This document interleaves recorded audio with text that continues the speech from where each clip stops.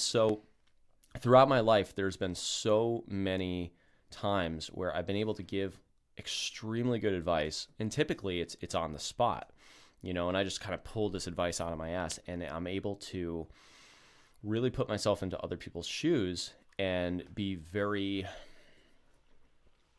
very empathic, right?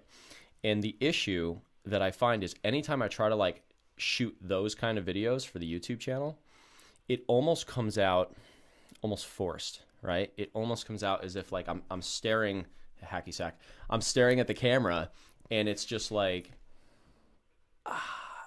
I can't get across the heartfelt response that I'm able to render in person. And I think that extends to everything. And there's a lot of people who are experiencing way different kinds of things in their lives. And for me to try to give advice on like different things that have happened to me, it seems to come out very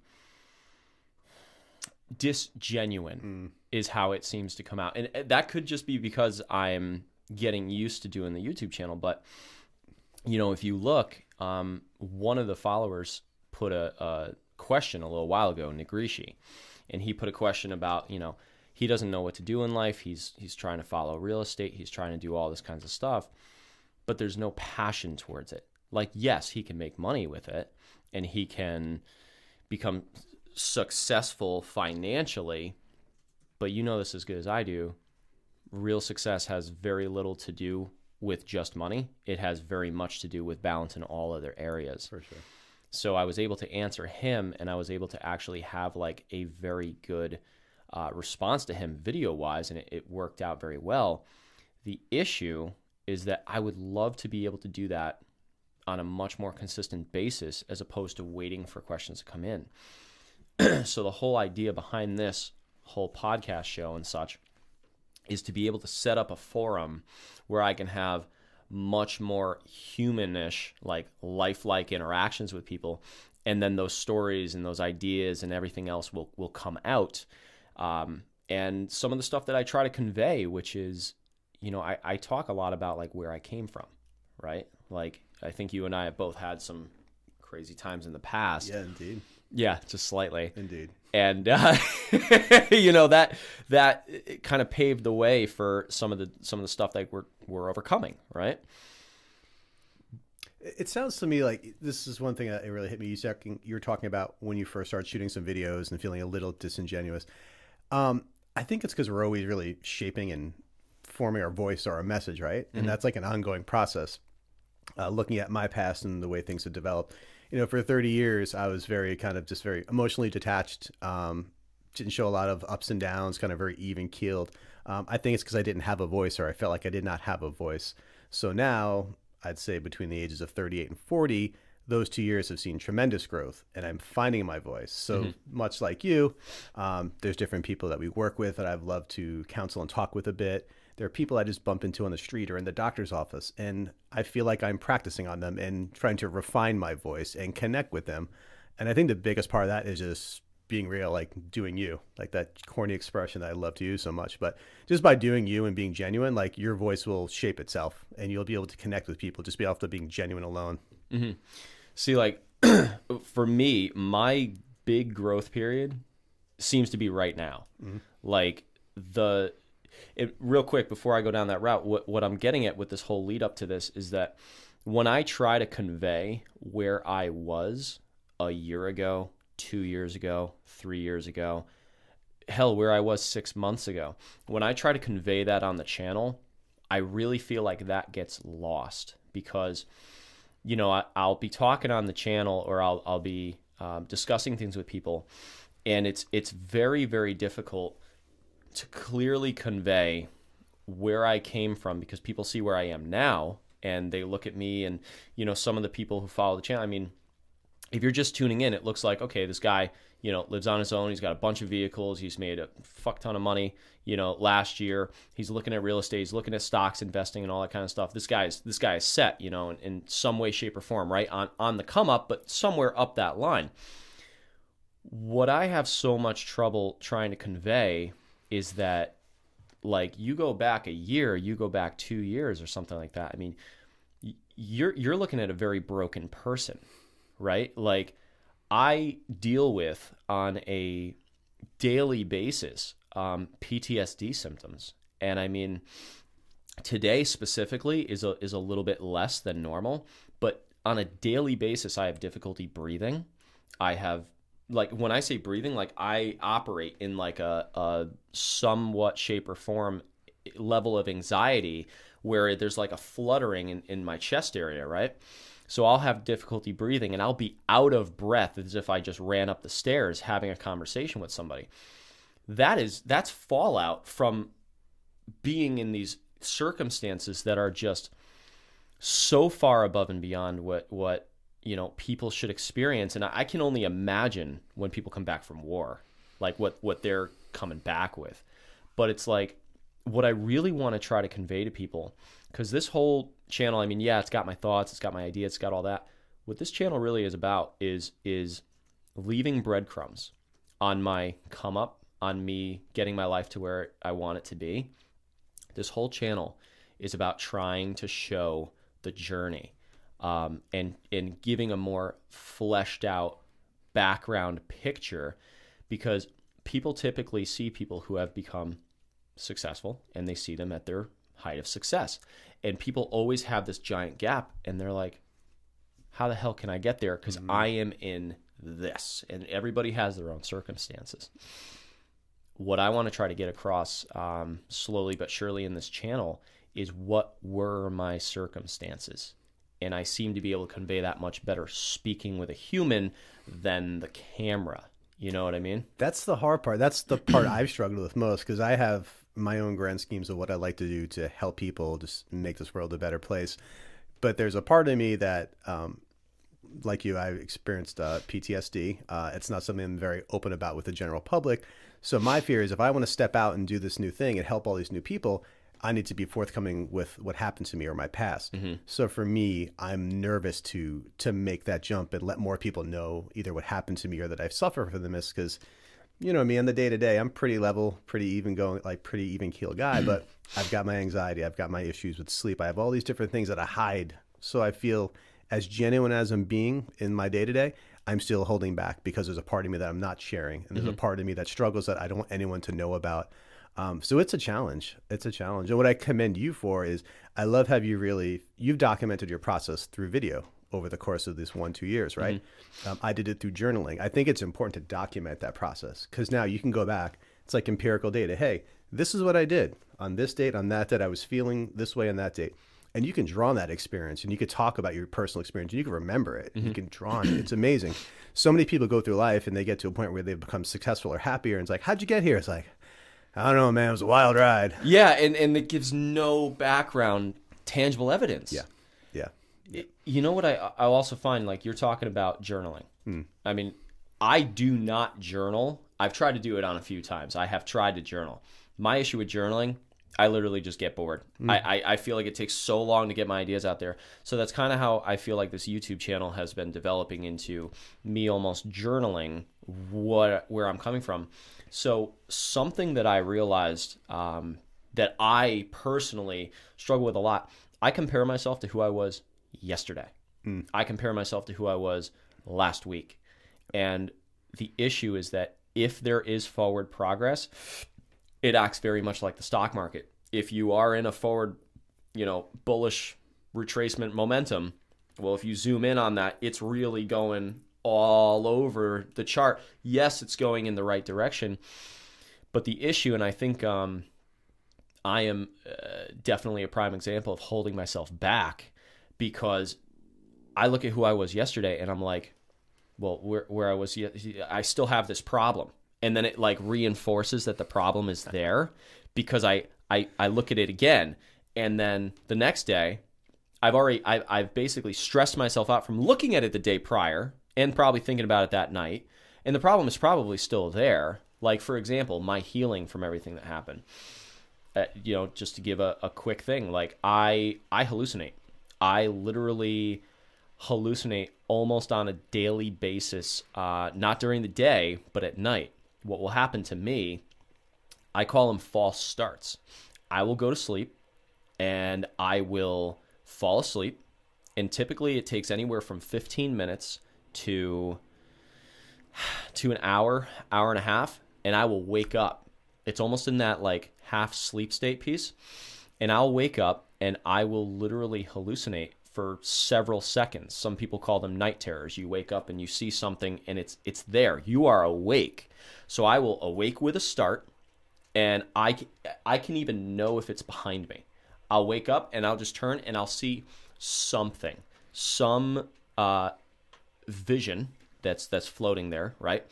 And it will typically be moving to a side, almost like when you get something in your eye and it kind of slides to the side. So I'll wake up and I'll see that. And again, this is almost daily. Well, if I look at it as, well, this happened again to me because it happened to me yesterday, then I've made no progress. Well, if I look at it last week, well, yeah, it happened last week, so I've made no progress. But you know what? What I forget about, and what somebody pointed out to me who also suffers with PTSD, his is for much, I'll call them more graver reasons. He pointed out to me, because I have talked with him throughout the last year, my hallucinations, they used to be demonic. Like they used to be, and you know, I can't say, because my belief system is kind of all over the place for the most part, because I've looked into so many things and I have a very open mind. I have had spiritual experiences as well. So there's kind of like this bleed over. Were those real? Right. Mm-hmm. But I would wake up and I'd see shadow people. I'd see what you would almost textbookly call, you know, demonic presences. I would see it was very evil. It was a very evil experiences of being woken up to. And the issue is that for me, looking at things now, if I look at it from last week, well, there's no change. But if I look at it from 6 months ago when I was waking up and seeing those things, there's a massive change. And if I look at it from a year ago when it was, I literally could not sleep, there's a huge change. If I go back 2 years, I could almost not walk some days because my body was in such a fight or flight state of danger, like danger zone, that my body constantly had a ridiculously inflamed response to nothing. It was just because I thought I was still in the circumstances that had caused this well, technically 2 years ago I was, but I was still in these circumstances. So over the long term, there's a lot of progress that I've experienced. So now if I'm seeing, you know, some random, I mean, literally, it's just random hallucinations. Like I fucking saw a water cooler the other night, like just floating through the air. Like it's just like, what the fuck is that? Well, I don't know, but that's better than a demon, right? I got attacked by a bear in the last couple of weeks in my dream. Did you really? Freaked me out. I out loud vocalized help, and my wife woke up like, "What's wrong?" Mm-hmm. But whether it's real or not in reality, it's an interesting statement. It's real to you. It happened to you, right? So it's real. Mm-hmm. It's real, and it's affecting you in some way, or it's manifesting for some reason. But what's interesting now is we always create goals and objectives in life, right? And we define them as a certain way. Make X amount of dollars to have this amount of freedom, whatever it is. And I think I've shared this story with you, but I heard this kind of situation before. But what I found interesting is I started taking jiu-jitsu. Yep. It's my new thing in my life that I find that gives me relief and gets stress out and some physical activity. And I've done many things over the years, kayaking, skiing, all these things, in the pursuit of finding that mixture of activities that makes me level, on the level. So I started doing jiu-jitsu, and the first thing I did was, how long does it take to become a blue belt? How long does it take to become a black belt? I'm Googling, I'm trying to figure all this out. And I was obsessed, like, I want to be a blue belt someday, and then I want to be a black belt by this time. And then I went to class, and I got rolled. Like these guys were better than me. They were stronger than me. They were quicker than me. They knew more than me. And I was getting frustrated, and I said, there's a lot to learn here. Stop worrying about the color belt. That's an end goal. You know, we can get there eventually, but learn how to safely fall. Learn how to grapple and not get choked out every time. Learn these little lessons in between and acknowledge the success of those along the way. Because, yeah, you're going to have a lot of dips. You talked about that chart, those spikes in life, right? When you hit that spike and you come crashing down again, I think that's the universe, God, whatever you believe, saying, okay, you're getting too high on yourself. I'm going to knock you down and give you another challenge. Keep going. I keep getting hurt at jiu-jitsu. I keep going back. I didn't share this with you. I think if I tore my meniscus again, I don't care. I'm going to go get that fixed and go back after it. I'm going to go to class as long as I can to keep learning, even while I'm waiting for my surgical procedure. I don't care. The end goal is really enticing. I'm learning a little bit by bit every way, and I love that progress. And for me, just like you're saying, it's that regular progress and allowing yourself to acknowledge it and appreciate it and be proud of yourself, I think is so important. I don't think a lot of us do that, acknowledge our little bits, little victories. Yeah. And the other piece about not acknowledging that, when we put it up and we put these goals, right? We're taught very much from birth to be very goal oriented, right? Which is a very kind of like very base level, actually, if you think about it, right? So if we keep setting these goals for ourselves, what happens is that we always tell ourselves, and everybody does this, I will be happy when. I will be happy then. With the acquisition of this item, with the acquisition of this amount of money, with the acquisition of this woman or man or whatever it is that you tell yourself the goal of which once you get to, you're going to be able to feel fulfilled. The issue with that fulfillment is due to the fact that the journey was never enjoyed along the road. You're essentially saying that I'm going to go hike this mountain and I'm going to close my eyes during the journey.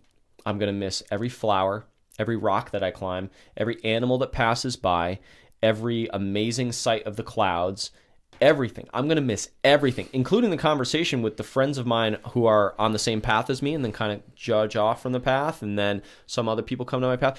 I'm going to forget about all of that because my eyes are closed, because all that matters is when I stand on that mountain. And the issue, once you get to that mountain and you're standing on the top, is you realize it's just one of the peaks and the mountain keeps going. So then we place the next goal, which is a much higher peak on that same mountain. And then we do the same thing. And what the metaphorical flowers and animals and people and, clouds is in this example is the little joys, the little experiences, the little tidbits of growth of which you have, and the actual enjoyment of the journey of which you're upon, that is completely doesn't even exist. And that, I've said it a few times, like that is typically the financial goal setting for people, because it's always about the finances. I want to make this much money. I want to have this house. I want to have it always comes down to the contextual, how much numerical value of money do I have? And that is what I've said before. That's how people end up so poor. All they have is money. And they stand upon that peak. And eventually the peak of which they're on in the journey of their life is late in life.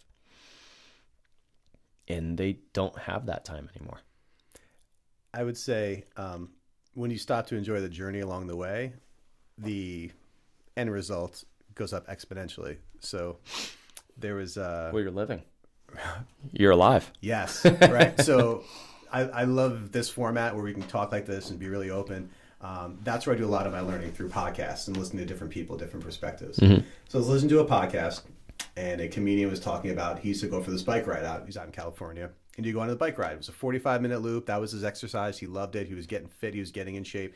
And every day he would do it. Bang out that ride. 45 minutes, 45 minutes. And one day, from advice from a friend, he stopped a couple times along the way because he's riding along the beach. Stop. Observe the surf coming in. Stop. See those kids playing. Stop. Oh, look, there is a young couple out there on a date walking on the boardwalk, whatever it is. So he did that one day, and he came back, checked his timer. It was 48 minutes. We all try to squeeze in our workout, our mental work, our physical work, all these different things. And just by taking 3 minutes, 5 minutes extra to observe and take a personal inventory along the way, it makes that end result so much better. And it doesn't take that much more time to do. And we all think we don't have time to do it. Yeah. We've got a few extra minutes to acknowledge our journey along the way and really be proud of it. Yep. And in terms of like not having the time to do things, what I also find is that when you finally do choose to do something, at least this happens for me, I spend so much time in my head staring at the mountains around me of what it will take to do such and such. So I look at what's it going to take to generate some more business for the company in which I work at? What's it going to take to build this podcast? What's it going to take to learn the investing market? What's it going to take to get my body where I want to be? And I just stare at all the variables that it's going to take to do all these things, and then I don't do anything. So true. So true. Every day, if you come into my office, I got a list of 10, 20 to-do lists, you know? Yep. And then every few weeks, I look back at the to-do list. I make a new one because there's new things that were added, right? So I've just been trying to focus on 2, 3, 4 things a day. If I know I needed to get 10 done, if I do 3 of those things done, really get those 3 of those things done very well, I'm happy and proud of myself. Yeah. You know, I'd rather do well at 3 tasks than half-assed 10 tasks. That's the way I'm looking at it, right? And you just feel more fulfilled at the end of the day, feel less stressed, just tackle the important things every day. There's a lot of noise and distractions out there. Yep. So going back to the whole time management piece, like people will always say that they don't have the time to meditate. They don't have the time to. Yeah, it's very interesting because if you don't have 10 minutes to meditate, that means you need 10 hours. The actual not having time to meditate. It's ironic because it's like not only meditation, but let's just look at it in this context of taking care of oneself. What people say they don't have the time for is to take care of themselves. That's really what it comes down to. They have the time for work. They have the time to hustle and bustle and grab something at the fast food joint. They have the time to be stressed. They have the time for their TV shows at night. They have time for, all the stuff that typically does not correspond to actually taking care of themselves. They don't have the time for good sleep. They don't have the time for, I'll just go back to the meditation. They don't have the time to learn how to eat healthy. They don't have the time to make the stuff in the morning to take with them throughout the day. They don't have time for strong, loving relationships in their lives. What I have found is that is a balance of which I'm currently learning, because I was one of those people saying, I don't have the time for any of this, which is probably one of the reasons I'm single. Legit, like I don't go out. I'm just starting to. I literally work. I do go to the gym, but it's literally like balls to the wall workout and then just go home. And then I'm studying the stock market, or I'm doing everything that I possibly can to get myself ahead to that goal of the financial goal. My goal last year was to make $240,000. I fell short. I made $200,000. My goal this year is to make $500,000. But I'm not enjoying the journey. like legitimately, I look at some friends of mine and stuff, and yeah, they're all stressed the hell out about money and stuff. Cool, but well, not cool, but but they are way more balanced in the other areas of their lives. Some of them are just not, but they're way more balanced in the areas of they have tons of friends because they allocate so much time towards the friendships. They're way more balanced in the relationship because they have time for the relationship. Me, I cut all that stuff out because I'm like, if it doesn't fit into my goals, this doesn't belong here. And so I would just cut it out. And that is something I'm learning. Yeah. And you know what? I think your goals are your goals. I don't think you should redefine your goals. Maybe just I just need to rebalance the spots, the milestones on the way to that goal, right? So instead of being by quarter 1, it's 100,000. By quarter 2, it's another 100,000. It could be help 5 people in the office increase their book of business, right? I was very hell-bent on a certain title and salary that I wanted to make at our current company. And it was bothering me if I got passed over for the promotion and things didn't pan out. It upset me. But once I kind of backburned all that title and salary stuff and just started doing meaningful work that I enjoyed, and I was helping people, making connections, coaching people through different things at work, not just in the classroom, the training world, just on the side, like just as a good friend and a person.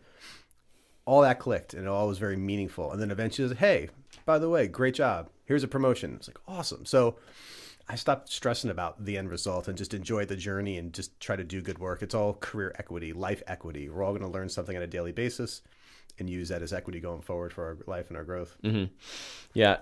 So going back to the whole journey thing and learning to appreciate it, that is my current goal, is to actually enjoy this journey, which is why, you saw upstairs, Terry was by, right?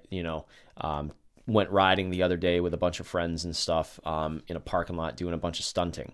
I got all these freaking bikes and stuff. I don't ride any of them, right? So, it's ridiculous. Well, my garage looks really cool, but like... It makes me think of my garage. Like I said, I was always in pursuit of what activity is going to make me forget about my past and make me feel happy and fulfilled.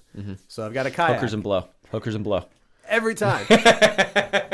So I got a kayak. It's sitting under my in-laws' house under their deck in Cape Cod. I don't touch it. I've got a mountain bike. It's sitting in my basement right now. I could think of all these different activities, and I thought this was going to be the one to get me over the edge. Yeah. It was none of them, right? It was just enjoying being outside, enjoying being with my family. That's what was meaningful. It wasn't the activity. But you know what? Sometimes those activities have to pop into your life to open your eyes. For me, early on in my 20s, yoga was a big thing. I'm not a daily yoga practitioner. I'm not some high yogi, but the lessons I learned through that and just being opened and considering perspective and all these different things, that's allowed me to try multiple things and build my own tool set or toolkit that makes me happy on a daily basis. It's very different than it was in the 20s, but I'm grateful for trying all those things and learning from all of them. But now, I'm trying to focus on a few key things in my life that make me happy and make me feel balanced. And that's what's most important to me. So getting into man's search for meaning, I'll bring up. So there was an extremely sad thing that I witnessed recently. And it was at a networking group. I was at this group, and there's this fellow in the group. Now he's much older. Probably, I think he's around like 75 years old. He does real estate. So I'm at this networking group, and we're all going around the room, and we were kind of talking about like what our goals are, or what we're looking to do, or introducing our businesses and such. Now this guy, he's obviously, it's heavily obvious he is not in good health. He is, very, he's got that drinker's red face, he's blood vessels all yeah, I know you mean. Yeah. It's obvious that he's not very healthy, doesn't take care of himself very much. Now he's 75 years old. He's very, I don't want to use the word weak and feeble, but he moves in such a way that you think he's very fragile. Delicate. Right, a delicate flower. So we all are deep down inside. Yes. So I see this guy, and he comes up, and he's talking, and I gotta try to get this right. He's standing there, and he's talking about his business, talking about the real estate, and talking about the way of the market and whatever. Oh, here it is. They ask him, "What is your burning desire?" Now, when you think about a burning desire, that means this is what fuels you, what is burning inside of you. My burning desire, Chris, I want to be free. I want two things in life. I want my woman, my queen, and I want freedom. That's it. Those are the two things that I want. Same thing I wanted since I was like 8 years old. With these two things, that fuels me forward. So it's called a burning desire, right? So I obviously go balls to the wall financially trying to make what I can, right? And then afterwards, I'm looking to travel the world with whoever I'm with and have these amazing experiences. Sure. When they asked him what his burning desire was for his health to remain intact so that he could continue working for another 10 years. Now, his burning desire is to literally survive, to do nothing, but continue to survive and work and do real estate. That's not a burning desire. That's a slave. And I sat there, and it bothered me so much to the core. And you know what it made me think of? It made me think of Fight Club. Now, you remember Fight Club. You remember Brad Pitt. There's this one scene in there. It spoke to me when I was a kid, and it speaks to me now.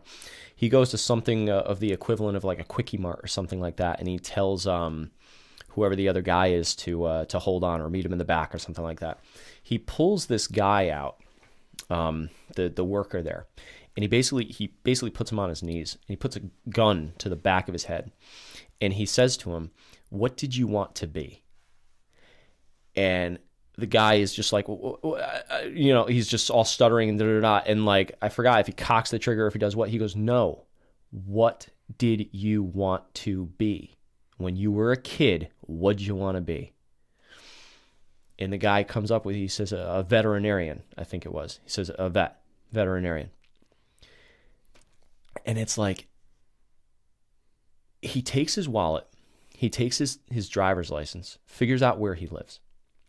And I forgot what he gives him, if it's like a month or whatever, but I think he says something like, if I find you in a month and I know where you live now, and I come there and you're not well on your way to becoming a veterinarian, I will kill you. I will shoot you.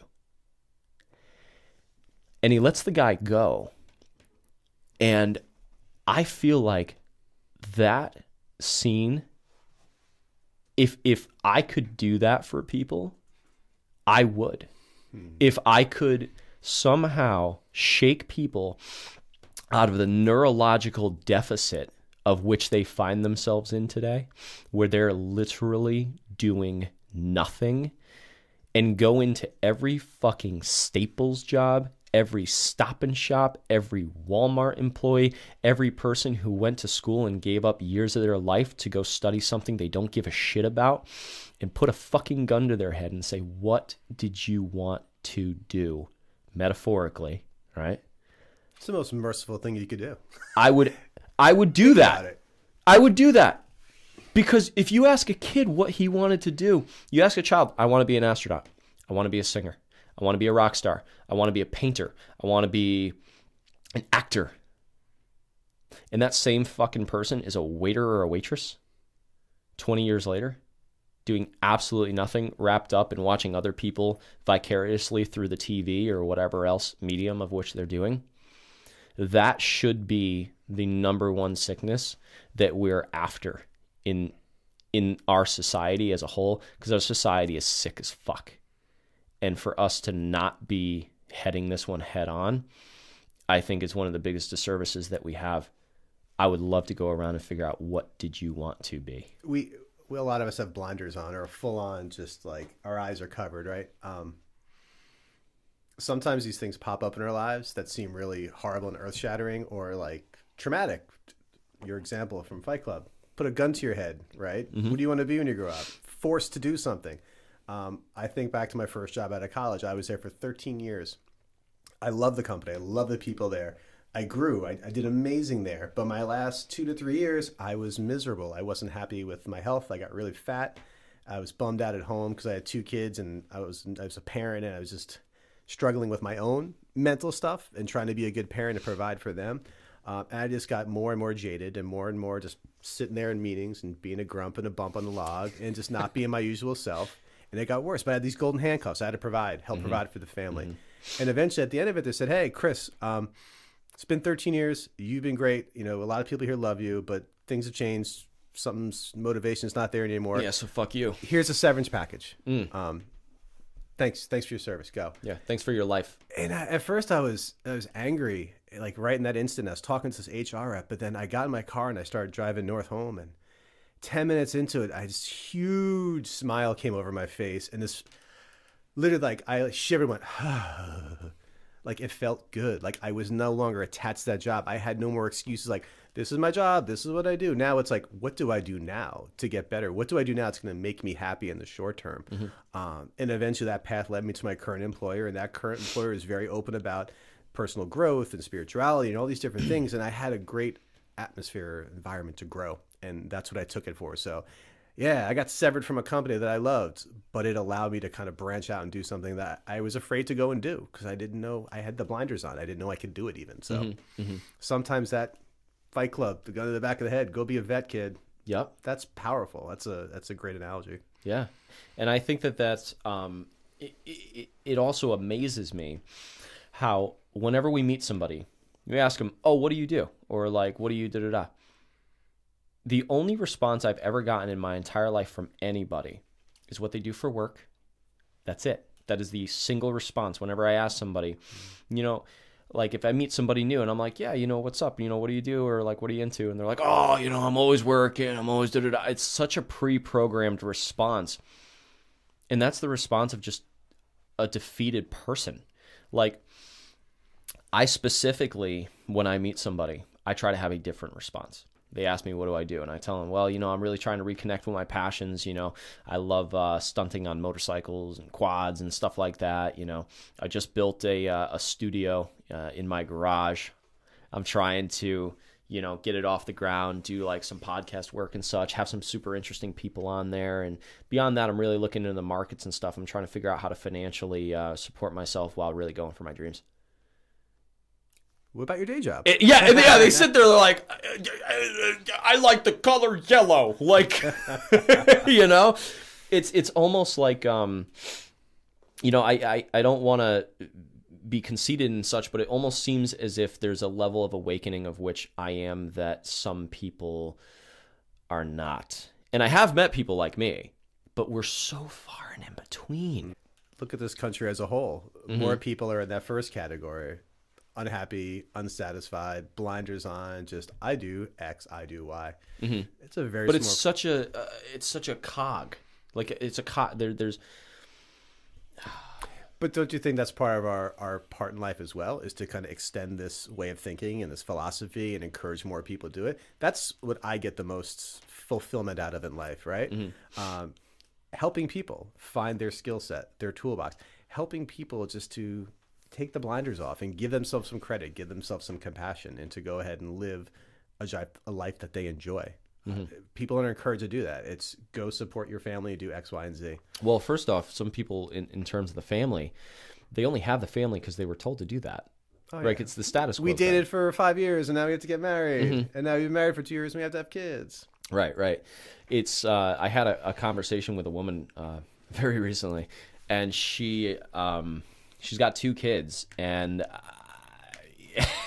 the conversation, I mean, she basically said, she's like, I fell into the trap of get married, have the kids. And she was the most honest person I have spoken to about this. Of course, she always had the little disclaimer, I do love my kids. But she literally said, she's like, it has gone through my mind so many times to either put my kids up for adoption or to literally just give them to the father and leave. Now that's fucking brutal. But what I'm saying is that boat is full. There's a lot of people on that boat. And there's a lot of people who at the very least have said to me, they love their kids, but they wish that they had them later in life. They wish that they were more financially prepared. I mean, to raise a child, the actual financial amount to raise a kid to 18 years old, if I'm not mistaken, is somewhere around like $200,000 over the course of 18 years. And that's an old figure. Right. It depends if you want to actually like give them anything too, right? Yeah. So with people who are just having kids because I love my person I'm with, or because I've always wanted a kid, or because this, because that, all that sounds great. I've always wanted a Lamborghini. I don't have a Lamborghini, right? Because I look at things from a standpoint of future projections, and despite what I am into, odds are I'm going to live for a little while longer, right? So despite me being an idiot on the highway or the parking lot or the cliffs or whatever else I'm doing, I'm pretty good at being an idiot. So I think I'm probably going to survive a little longer. And if I buy a Lamborghini, I'm not going to do anything else really. And I think that's also where the trap comes into play, because once you have those kids, that Lamborghini needs maintenance, right? 2 Lamborghinis, Jesus. That that Lamborghini needs maintenance. It needs things, taken care of, like maintenance. But like, what if you want to take it for a real ride, right? Well, now you just blew off the tires. Okay, so now we got to put new tires on there. Okay, cool. Well, the insurance is high on this because it's a nice car. Well, the taxes are high on this too because it's a nice car. My payments are high because I'm an idiot. Like it just keeps going, right? And then you have that, and now all it does is bog you down for the rest of your life. And you can metaphorically look at that Lamborghini as the house, right? The $400,000 house that you could just afford the payments for, so you went for. You could look at that as the 2 kids. And if you would financially plan forward and be like, well, I only make $50,000 a year, I probably shouldn't have a $400,000 house, which I have seen before, which blows my mind is gone. A lot of people in this country got into that boat. More house than they can afford. Yeah, that's why the boat's sinking and the bait's dead. Right? So what I'm getting at with all this is like having the kids. It's not a bad thing. You want to have kids, great. Me personally, I don't want kids. But the point with the kids is that you got to plan forward, because this is a human life. You can't just really sell the kid. Despite what this girl would have liked to think, you can't really just sell the kid, right? You don't want to. You love the kid. But the financial restraints that you've now placed upon yourself is where you get people working double jobs. Now they're not even in the kid's life. So they had this kid, they can't even spend time with them. I just think that school, while it has some advantages here and there, school misses out on everything else that is an actual tangible need to know, like, I don't know, common sense and forward thinking, and there should be a class in school about how to have a relationship, like how to treat somebody with respect, how to communicate effectively, how to show love for the person that you claim to love when you're angry at them. Like, there should be a class on relationships. I love that concept. It's a great idea. Just complex decision making, things that just kids like, hey, your problem might be you can't get your toy truck to, like, just figure out a complex way of breaking down the problem and analyzing it. Like, teaching those analytic skills, I think, is important. Having 2 kids, I see them teach strategies for math or formulas for doing X, Y, and Z. It's very cookie cutter. It's not very free thinking. You know, I want my kids to experience like real life serious things and have to deal with them and work through those obstacles. And as a parent, I find that without my kids in my life, I might not have grown the way I have. Fair. It's it taught me to be a little more selfless, to wanting to put all my efforts not into me, into my kids doing well in life and succeeding, into, hey, I know what I experienced growing up emotionally and mentally, and how I kind of developed without a lot of guidance, or just by shutting down, I retarded. You're a latchkey kid. No, not even. I just shut down. Like, my parents were always super there. My mom worked from home. My dad was a teacher, super positive, always there. But from what I went through, my trauma, I never talked about it to anyone until I was 38 years old and in therapy. Right. So I had developed this whole guarded, way of being, and just, it wasn't good. And I don't want my kids to grow up that way. I want my kids to be able to express themselves emotionally. So I'm able to kind of start to coach them through that. We all want our kids or our offspring to be a little bit better than we were. And I'm trying that really hard. And it's teaching me how to be a little bit more patient, a little bit more compassionate. I challenged myself recently to this, is just to not to yell at my kids for a full year. I'm 12 days in. It's tough. But the more I'm yelling, the less I'm loving and caring about them. So for me, the whole thing is I can accomplish teaching my kids life lessons without having to yell at them.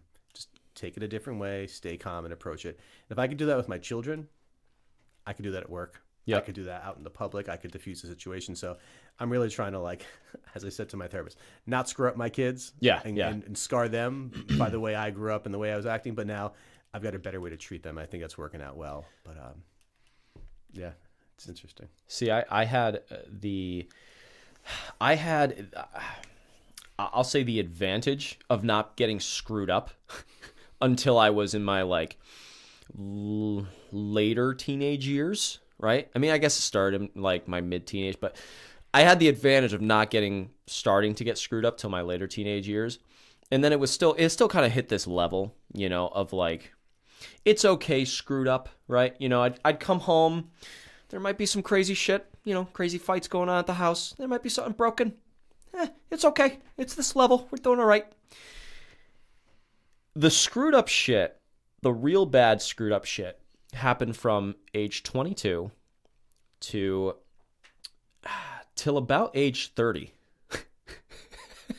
which I am 30. It literally stopped earlier. It literally stopped a little past mid last year. So I was 30. That's an 8-year period of like fuckery, right?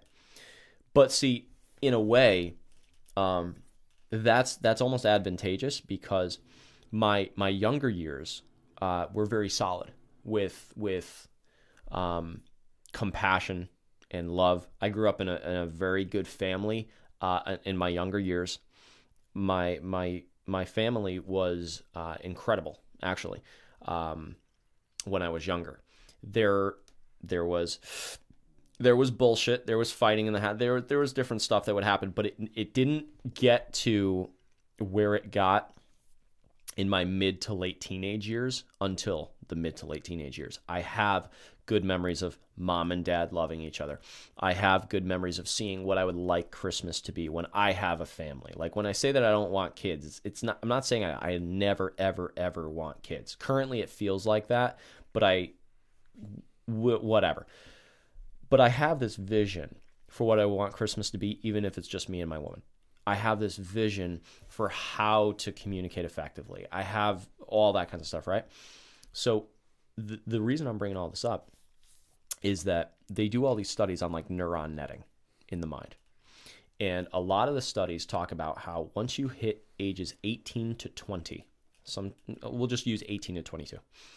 Once you hit those levels of your age, the neuron netting is very well formed, which would explain a lot of my ex-girlfriends and the experiences I knew that they had as kids and what ended up happening with our relationships. But what I'm getting at with this neuron netting framework is that for most of my neuron netting developmental years, I had relatively positive experiences up until like the ending of the netting getting sealed.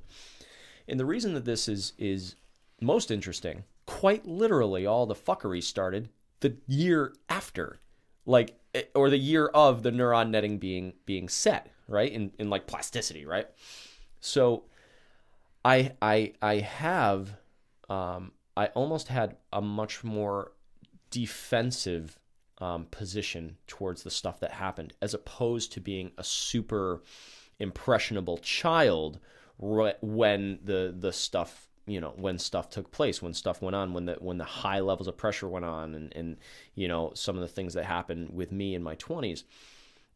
At least for all intents and purposes, for the most part, I was a developed being at that point with some form of defenses that a child just will not have. Mm-hmm. So that's a very good point, by the way. Mm-hmm. Where the trauma or where the fuckery, as you put it, took place is important. We're off to spread some fuckery. 7 to 9 is a very impressionable time. And like you said, you were a lot more developed. You had different skill sets at that time. Mm-hmm. So sorry, keep going. Yeah, no. So at that time, I had some form of more defensive to it. But what I'm saying is that you look at these people who are growing up in these very negative households. A lot of times they go the extreme one way or the other. Typically, it's the extreme towards the negative side. But you do get these ones that go in the right direction. But it's interesting because when you have a severely messed up childhood, typically, I mean, you get messed up kids, and it just kind of develops going forward more and more. But people can change. The other part to that study is it supposedly says, how you put a percentage on this, I do not know. It supposedly says that you can only change 20%. Once you've passed the age of 22, despite of how much you put in work, how much therapy you go, how much this and that, you can only reach a 20% turnaround. Now, that's the study. Now, what I'm going to say is I do not believe the study. Thank you. I was going to argue that point. Yep.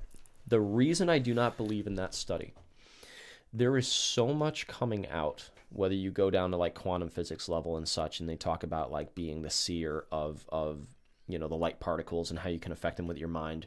Is that true? I don't know. All I see is that's bright. These are bright. I don't know if I'm affecting these with my mind. But there is an interesting book of which I happened across, which was specifically about neuroplasticity.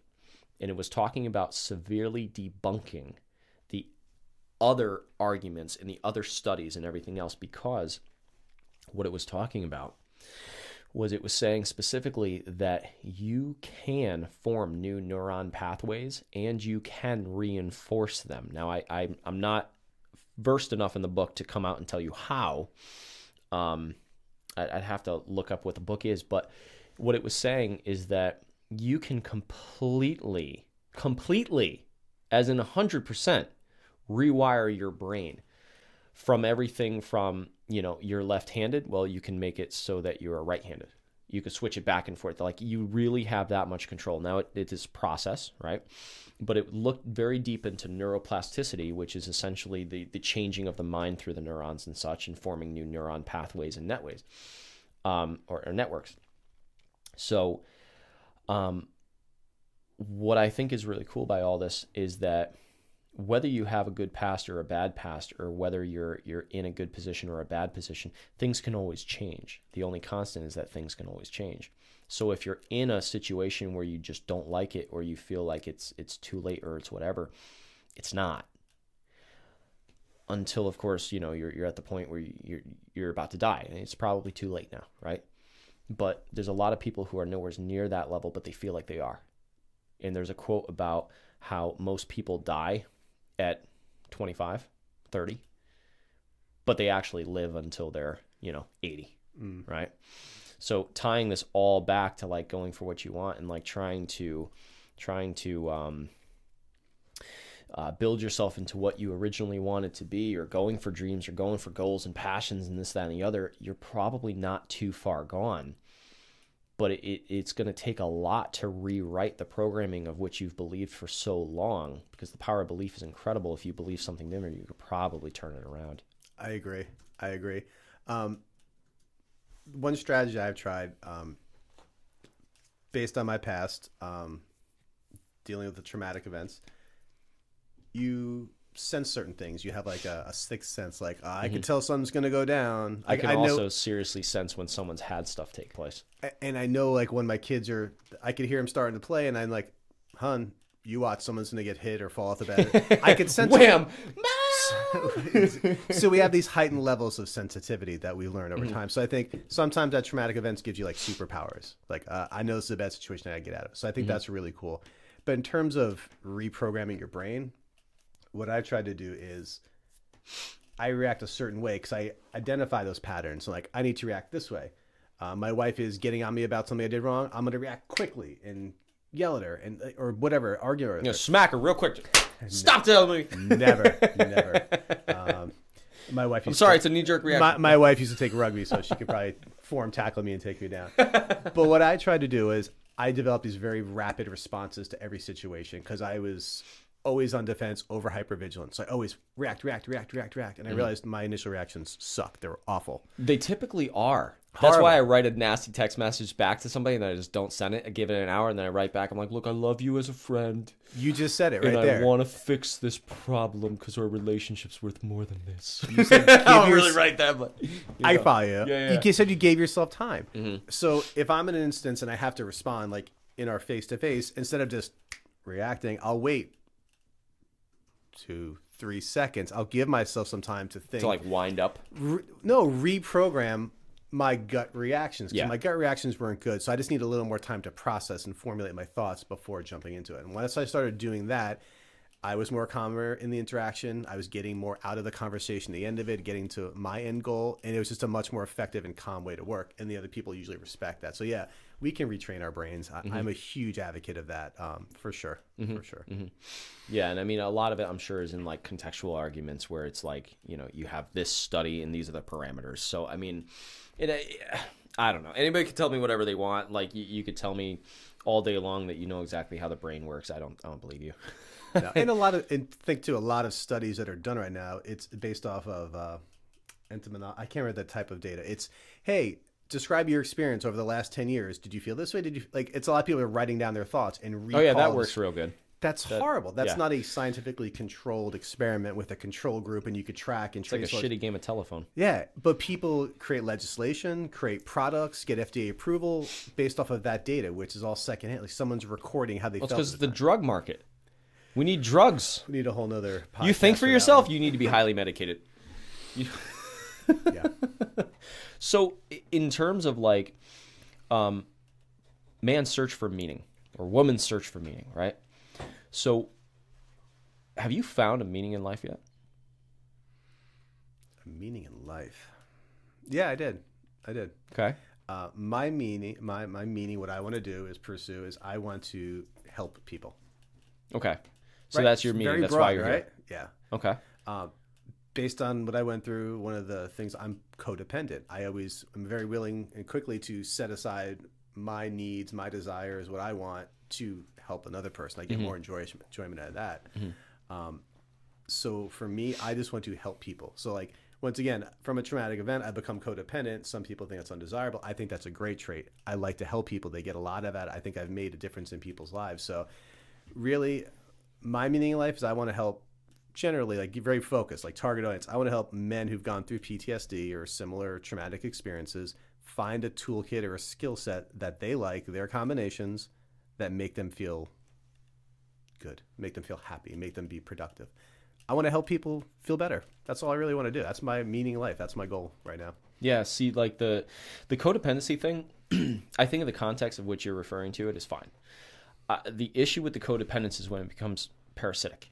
And especially if you have two parasites upon the other, I mean, you just destroy the whole thing. So it's like a lot of people, when they think of being codependent, they think of, I'm with this person because I just can't be alone. This person is horrible for me, but I'm still with them. So essentially, the person becomes heroin, right? I have dated heroin before. That's basically how I started my 22, the age of 22, my whole downward spiral. Yeah, it started with a girl. So started with a girl who ended up like a heroin addiction for me. And I was like that for her. It was horrible.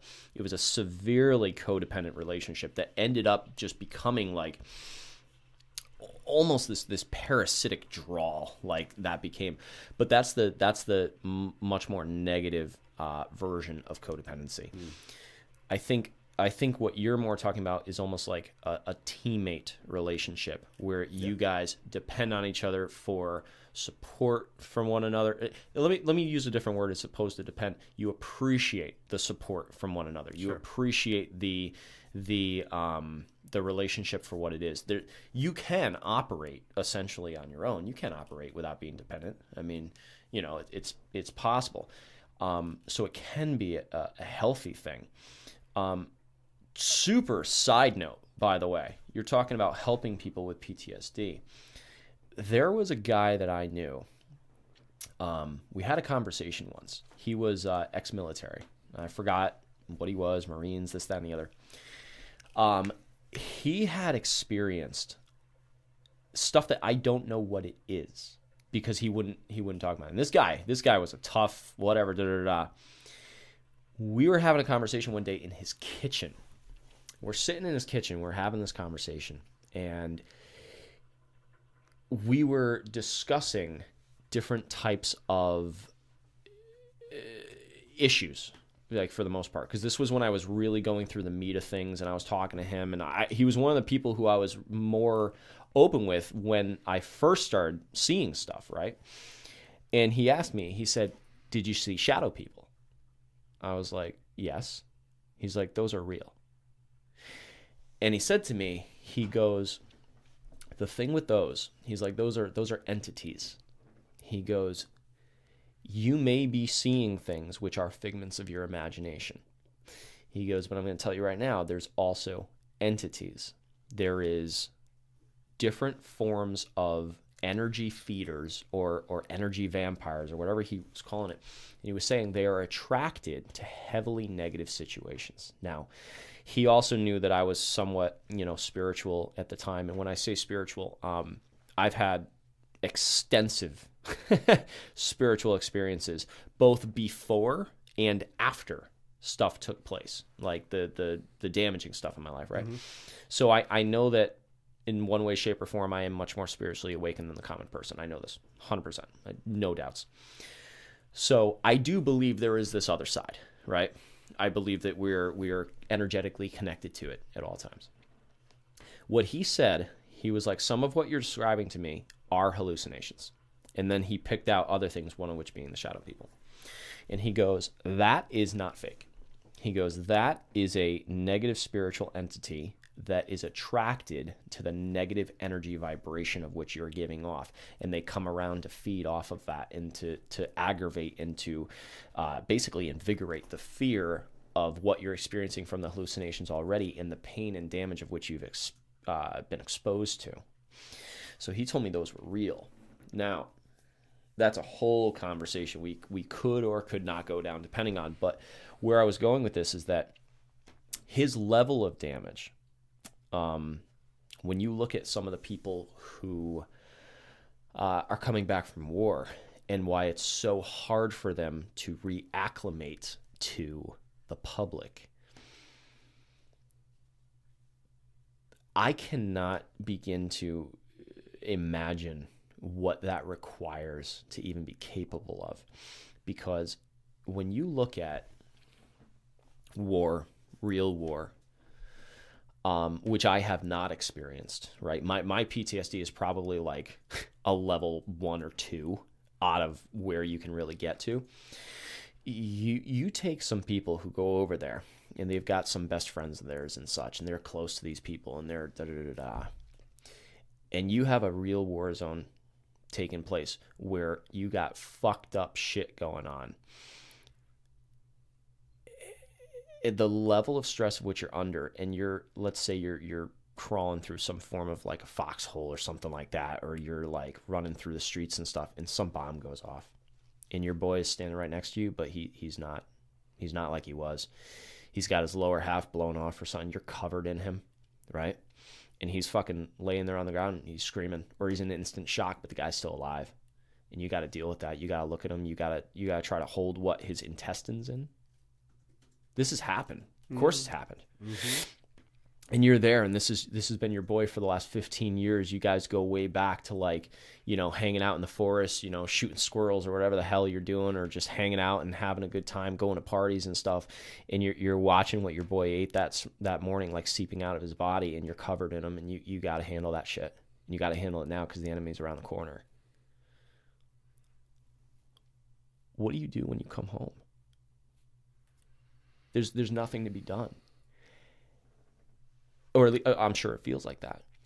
The guy I was talking to during this conversation told me about the stuff he sees. It's worse than me. He sleeps with an unloaded gun, an unloaded M16. Some assault rifles might not be an M16. He sleeps with that, and he sleeps with it unloaded because he almost shot his girlfriend, almost killed her, because he woke up in the middle of the night, he started sleepwalking or something of the sort, thought that he was back at the war zone, grabbed the gun, and started firing at her. He missed because of whatever, and her screams, I think, woke him up or whatever. So he can't sleep unless he has his gun next to him. He's incapable of sleeping. With this gun, he keeps it unloaded. There's no ammo in the house, but he actually cannot sleep without that gun. So we were sitting at his kitchen table. This was where we were talking to each other on that day.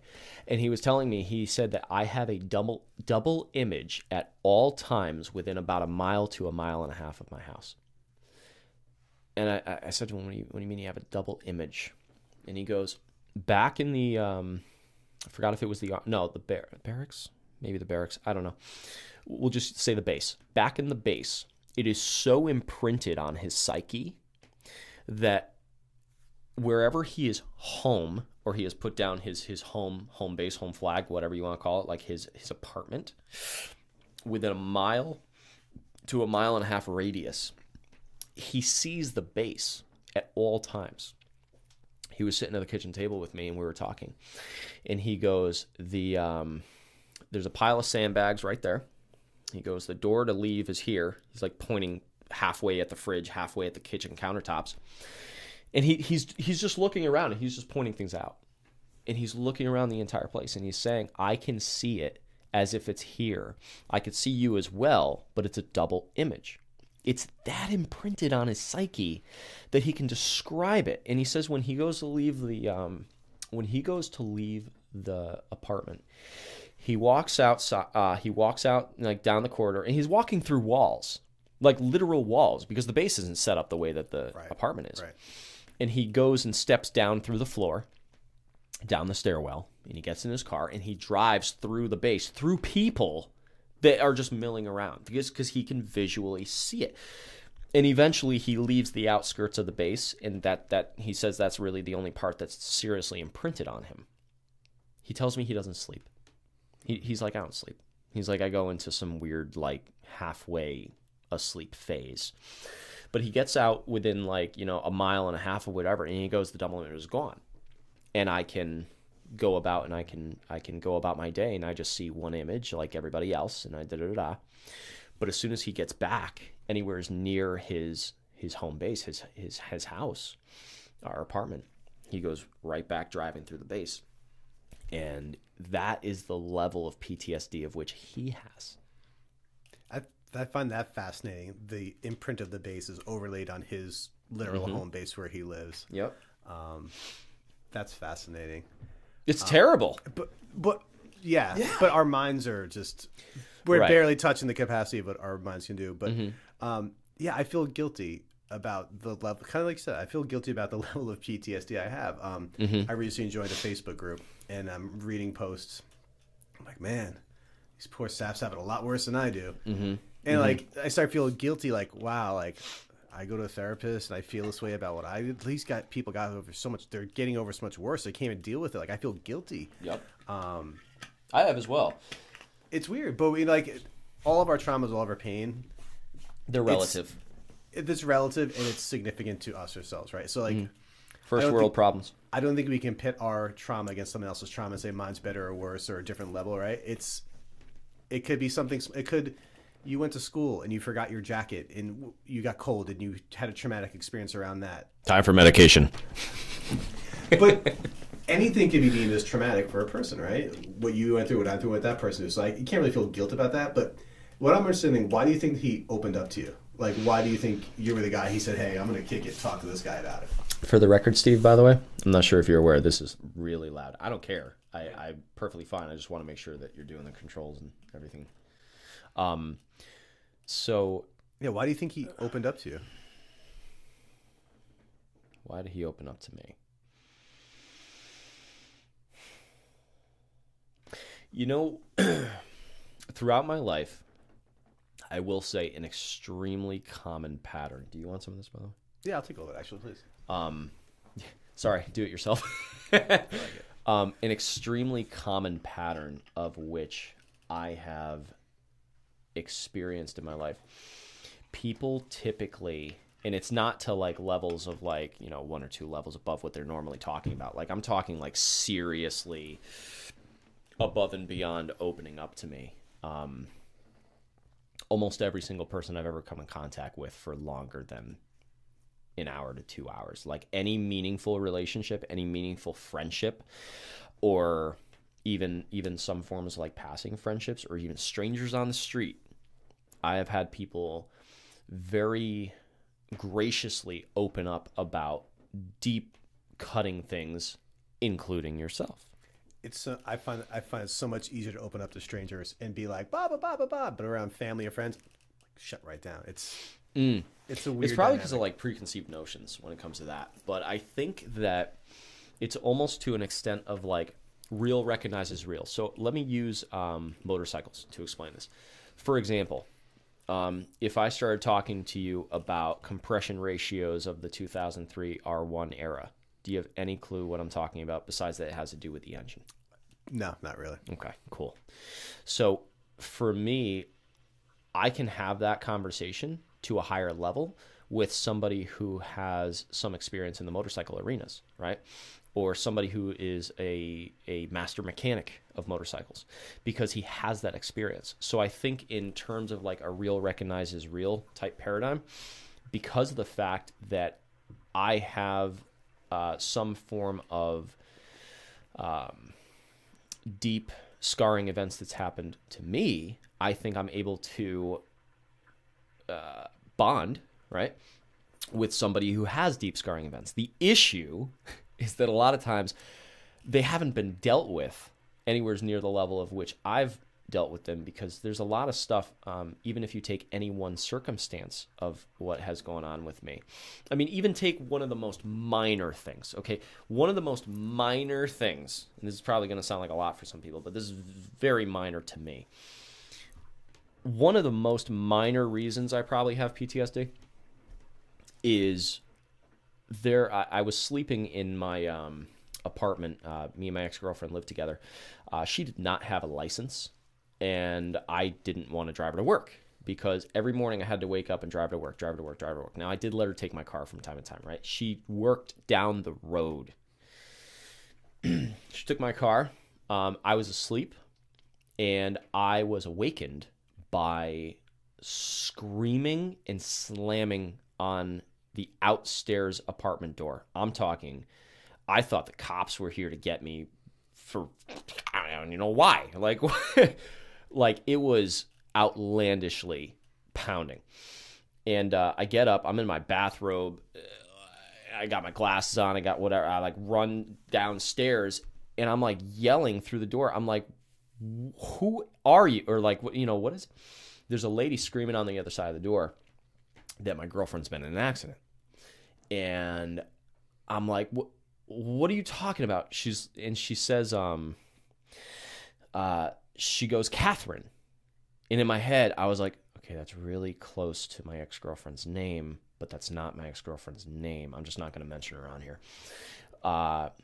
And I go, Catherine, what? That's not my ex-girlfriend's name. She goes, well, no, it's, and then she says the right name. And I'm like, fuck. So I open the door, and this lady is like disheveled.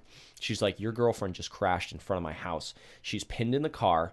She's really fucked up. She's screaming for help. She's screaming for you.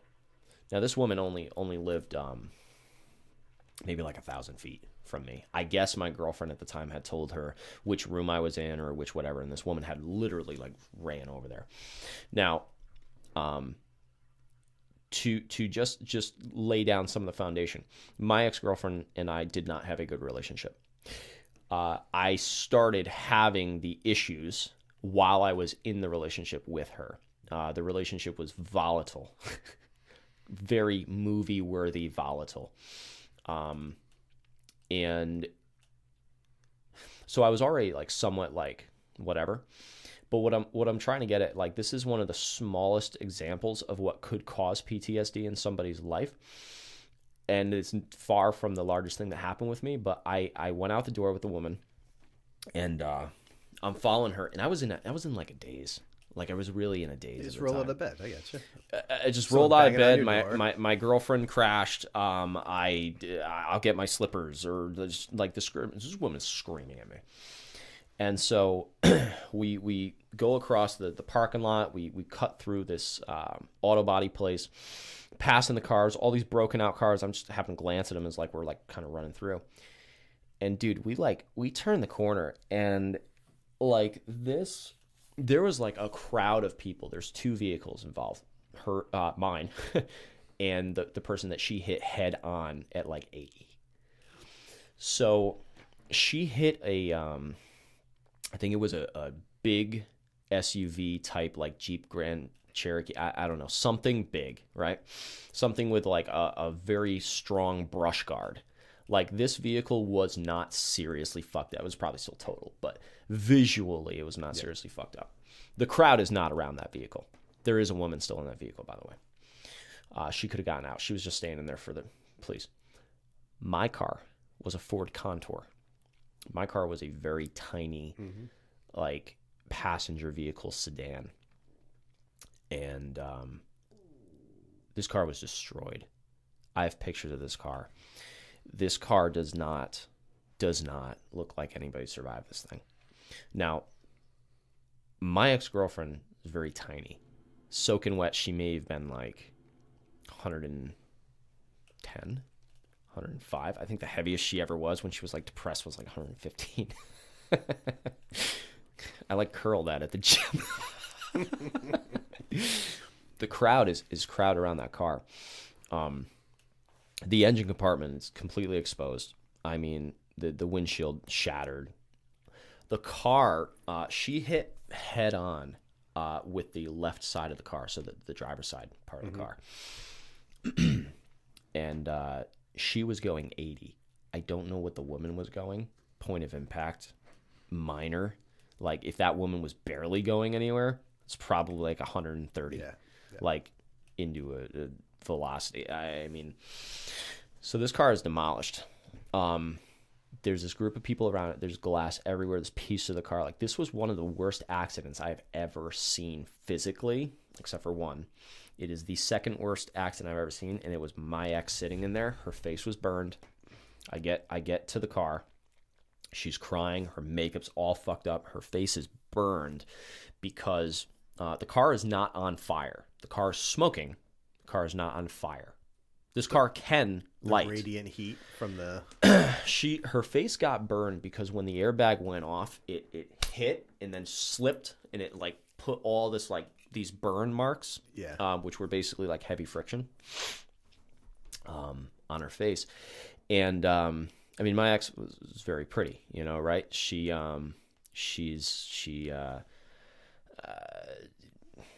could have been a model, could have been like a freaking whatever. And I'm looking at her, and I know how important her looks were to her, right? And I'm looking at her, I'm like, I hope that's going to be okay. You know, like just a random thought that goes through your head. And I'm looking like she's broken. Like, this car, first off, not only can I not get the fucking door open in this car, like, you know, what am I, fucking Superman? Right, I'm going to open this car. I'm going to pull you out of here, Lois, and we're going to get you help. I can't get her out of the car. No one could get her out of the car. She's screaming for help. She's this far ahead of me. So like in front of me. She's a foot away. She's basically in shock/delirious. So with her screaming for help in front of me, like, she's halfway realizing I'm there. And she keeps looking at me and like going between crying and then screaming. It like, I can hear it right now. Like, it's very imprinted on me. And it would almost start as this moan that would get into like the scream of like just terror and anguish, right? So the car is boxed like sideways because it hit in the front, and like, so it's kind of bowed. Mm-hmm. So the door jamb is into the door. You're not getting this door open. Come to find out, her leg and her foot are crushed inside the metal. Mm. So for me to somehow feasibly get her out of the car, I got to cut off her leg. Obviously, it's not going to happen, right? So there's a crowd of people around, and we're all just standing there, like, and I'm telling her it's okay. Yeah, it's great. It's great, baby. No worries. I'm telling her it's okay, and you know, in the distance you hear sirens and stuff. And I remember I just looked to the left. I'm looking at the other car, and she just keeps looking at me. She's just like, I'm so sorry. I'm so sorry. Like, and I'm like, it's okay. But in my head, I was like, this isn't okay. And it wasn't okay because I didn't feel anything. Mm. I went into a mental version of shock. She was in a physical and mental, I'm sure.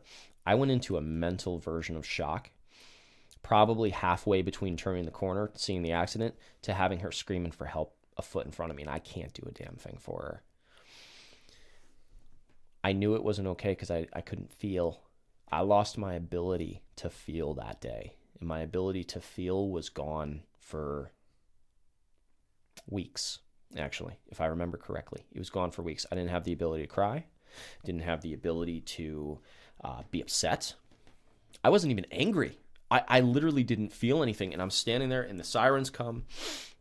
Oh, I'll never forget this one piece of shit. I was standing there, and I looked to my left, and there's a kid recording it on his fucking cell phone. And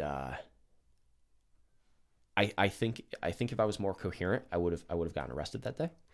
I think even in my current state of being as calm and balanced as I am nowadays, I think I still would have gotten arrested that day. He was recording her and just having a conversation with his girlfriend. And he's standing like literally like shoulder to shoulder. And I just like stared at the kid. He like looked back at me at one point, and then he just went back to recording. Completely desensitized, like this kid. Emotionally dead, just to be able to stand there and spectate. Which is what we see a lot in our society. Mm-hmm. And it's interesting. we're at that point. So anyways, the police get there. Like this accident had just happened. So I stood there and I witnessed that for, I don't know, however long.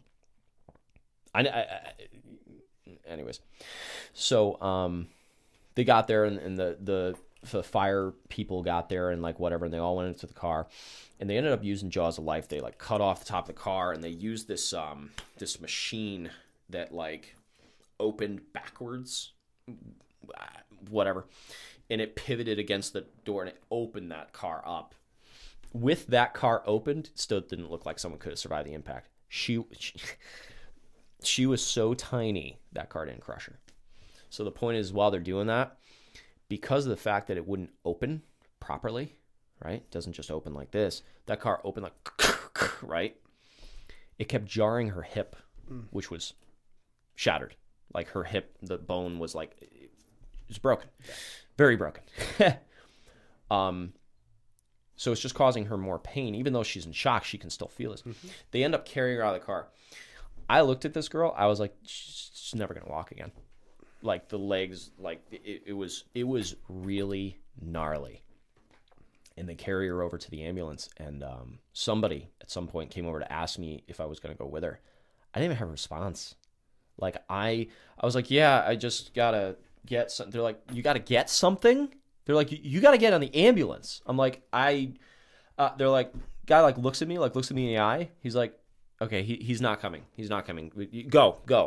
Because he knew I'm gone. I'm not even there. Eventually, they took her out. I mean, they sedated the fuck out of her. I'm pretty sure she was out long before she got to the hospital. Sure. They put her out. And I got to back to the apartment. I think my folks picked me up. It's all fuzzy. It's fuzzy after I came around that corner. My folks picked me up and they brought me to the hospital, and we're all talking. And she was in like a deep like coma state, it was induced. And we're sitting outside and we're just talking, and I'm having this fucking pseudo conversation with these people. I was talking to these people, my parents and my aunt. Her aunt came along too. I think her mom showed up too, or at least the woman she called her mom. And we're having this conversation. It felt so surreal. And like she was literally like 15 feet away getting put back together. And I guess at some point they popped her hip into place where it should be before like doing whatever they were going to do. And she screams in her sleep. That scream, I could tell you what it sounded like, and I won't. Where I'm going with all this, there's more to the story, of course. There's her in the hospital bed. There's her, like, I once helped her up to go to the bathroom, and I had no emotion. And she started crying because she realized I had no emotion. She was like, do you not don't want to be with me anymore? I'm like, I don't know what I want of anything. Like, I was so zonked out. And like I said, that went on for weeks. I mean, this is going to make me look like the world's biggest asshole, but I'm just going to be open and honest.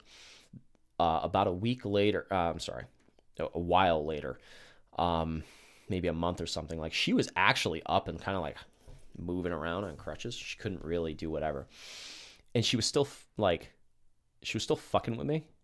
I don't know if she was like a narcissist. I don't know what she was.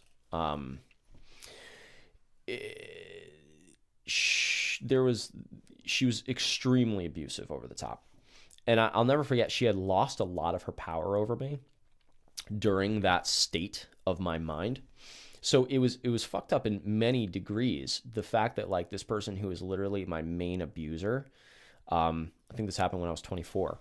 This person who was like my main abuser at that time in my life, who literally destroyed me mentally and emotionally, got into the serious accident. I'm supposed to care about them because they're hurt when I didn't even want to be with them in the first place. Not only did I want to be with them, I never want to hear from them again, but now I got to care for them. It was this weird, fucked up thing.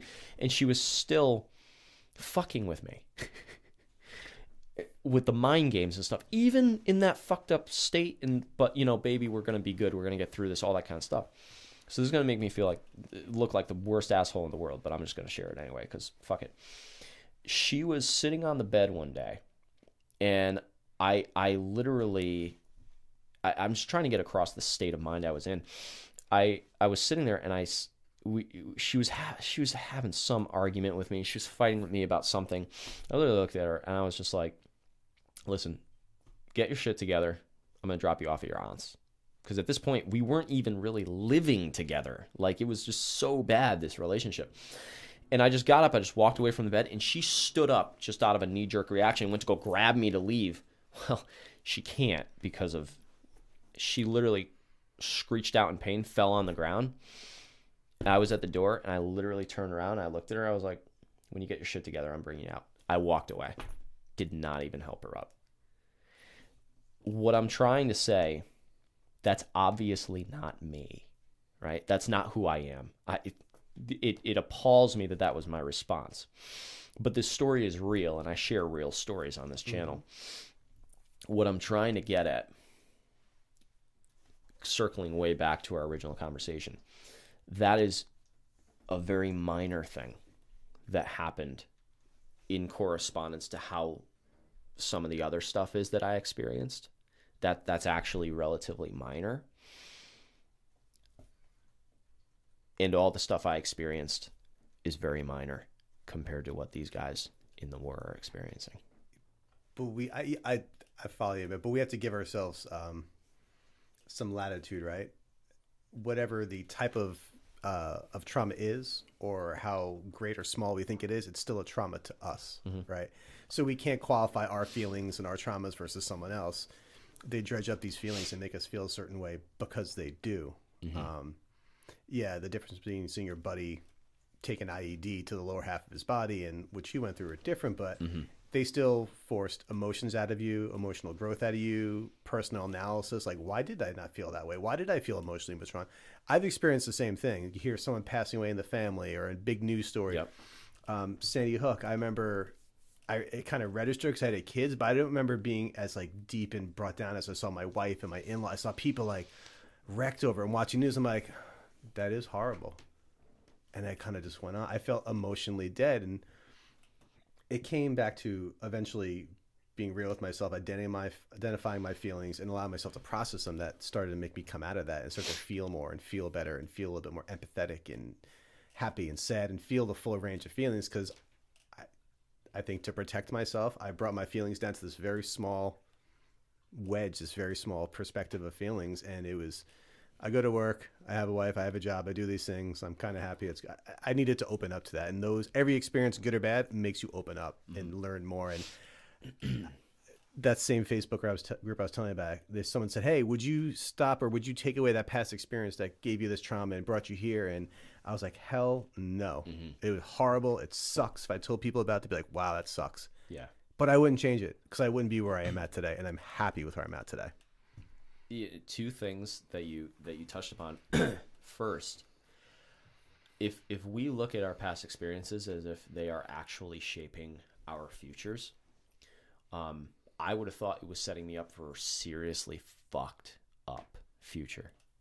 However, the fact that I have been completely hell-bent on fixing the shit and recovering and healing from it properly, as close as we can get to that, by going through those things, it has instilled in me the ability to help others in these situations.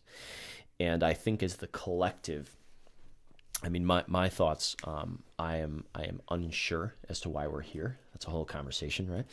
But I think in large, we are here for experiences. And for me, for the longest time, I could not validate the experiences of which I had, because I would look at these experiences that I had and I would be like, well, if the point of life, which were my beliefs, if the point of life was to have experiences well, then the point is to derive joy from the experiences of which we have. And the fact that I am not experiencing joy, and I haven't been experiencing joy for so long, and I don't see joy coming, well, the logical perspective, which I was very logical, the logical perspective was to kill myself.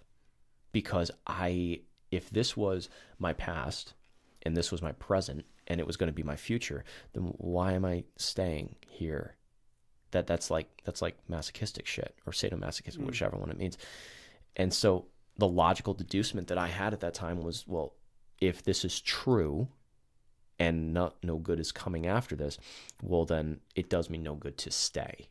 And then, of course, came all the battles with suicide. For like serious battles with suicide, probably about a 7-year period, probably from about the years 23 to like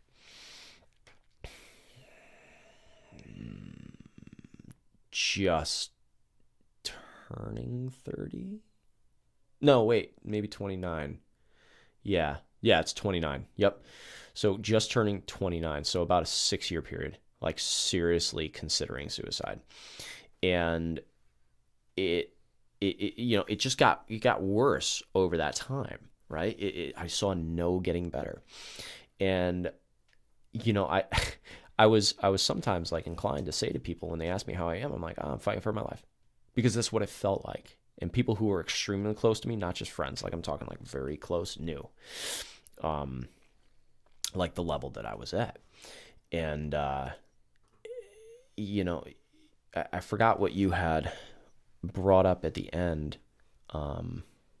When you had, what had you, I just literally totally forgot what we were talking about. It was literally had those experiences, how I would not take them away. Yes. Okay, cool. So the fact of, I loved how it sounded right before, by the way, whatever you did, I love it. Yeah. So in terms of like taking those experiences away, I would have done anything in my power at those times to take those experiences away. I would do anything in my power today to somehow travel back in time and tell myself, hey, you see where you're at? It goes away. Yeah. I want to show you where I am now. And I would be honest with myself. I'd be like, look, you're still not out of the woods getting to where I am today, but I promise you right now, you can see more than the light at the end of the tunnel. You're almost in that light. And I would love to be able to tell myself that. But if I could, would that damage the experience to the level of which I experienced it, to be able to convey it to others who are dealing with things like that? It's like Back to the Future. You can't go back in time and adjust things, because then it won't be the same. Right. So I agree. There's no magic time machine to go back and do that. But that's what brings you back to me here. That's what I want to do now. I can't go back and change my past. But if I could divert that path for someone, take them 1 degree off course where they're going now, and they can realize there's hope and light, and they can keep growing towards that. Yeah. That's awesome. That's where I get my kicks in life out of, like helping people get there. And there was something else that you had said leading up to your point. I wish I could remember exactly. Oh, okay. So something else that I had checked out that was very interesting. You were talking about that everything is relative, that your pain may actually be extremely, deep and destructive towards you, the same way that an experience, if measured side by side, looks way beyond what you experienced, but the pain you think is relative. So there was an interesting thing, another study I had checked out, where they had been able to somehow measure the chemical responses of, I might get this wrong, but I think the pain receptors within the mind, like the actual neuron network, whatever. There was a way they were able to actually measure them. And what they measured is that a child, like a baby, experiencing you like taking something away from it, measured the same level, the same pain level, same pain threshold, because they don't have a pain threshold. It's a baby. It's an infant. The pain response was right up there with like getting punched in the face when you're a teenager. Like it was some correlation that taking the lollipop away or screaming at the kid, you know, or just spooking the kid had the same, like down to the nitty gritty response correlation that physically punching someone in the face does later on in life, which actually leads to kind of blowing out of the water when people are like, they try to use as an argument, like somebody's upset about something or whatever, and they're sitting there and they're complaining that their iPhone is broken and they lost all their contacts and they lost, oh my God, my life is, I can't believe I lost everything. I had notes in there. I had pictures, probably dick pics and whatever else, you know, that you lost are so important to you. First world problem shit. Back them up on the cloud. You'll never lose them. Right. It's very important to put them up there, especially when you get it from the right angle. Lighting. Right. You need to really light the, I'm going to move on. So it's a podcast for another time. Oh, absolutely. That'll be for when I have one of the porn stars on. So what I'm saying is that the argument, because people like to point at those people, including me, I like to point at those people and be like, are you fucking kidding me? Do you realize there's a kid like halfway across the world right now who's licking a puddle because he doesn't want to die? Yeah. And that's all he's got to drink. But if this study's correct, then that person is actually feeling a relative high of pain because they have never experienced anything of which to build a threshold to. And that's just a super, super interesting development, because it kind of like, it's very hard for me to rethink that, because I love to point at those people and be like, are you fucking kidding me? This is what we are worried about. I love to do that, but I can't. Yeah. Because their threshold is not the same, so it's not the same circumstance.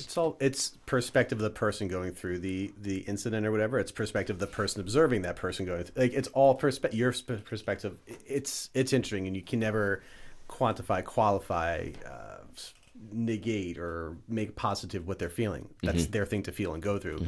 Like he keeps saying, if we're there to help, okay, I see how you reacted to that situation. This is what I learned about life and how I dealt with it.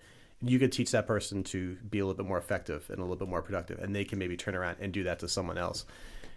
I think that's what our society should be focused on, you know, taking care of ourselves and taking care of each other, taking care of others.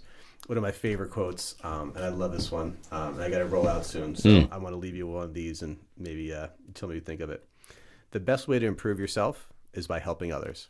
That's like my motto in life. So I would gladly put away my needs and my whatever it's going to benefit me aside to help another person, because in the end, it'll come back to me. I'll become a better person and keep flourishing, but I just want to keep helping people, and I think by that way, I can grow.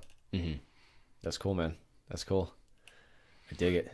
I appreciate you coming on. No, this is a great experience. This is a great platform. I love what you're doing here and what you're putting together. I think a big aspect of mental health is just being open and talking about it.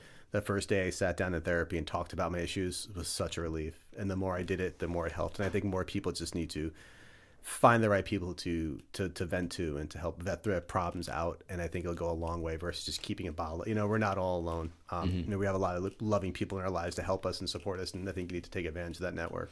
I think, and for the record, I mean, this whole concept of this studio is not, or podcast, whatever the hell this is, table. It is what it is. It's not necessarily for mental health, for any, it's really for just sharing deep ideas and such. I mean, the kinds of people that I have coming on here, they're all experts to varying degrees in different areas, right? So this just happens to be topics of which we went over today. But I think that, you know, forward going, the whole goal of this is just to have a much more open forum. I mean, for example, you know, the story of which I told before, let me just tell a camera about what the hell happened that day, you know, like it's much more contextual speaking to you. But yeah, no, I appreciate it, man. You know, I'm glad you came on. Hey, man, I'm glad I get to be friends with you, be part of your journey, and learn from you as well. So thanks for having me on, man. Cool, I appreciate man. it. Absolutely. That was really good, guys. Nice, man.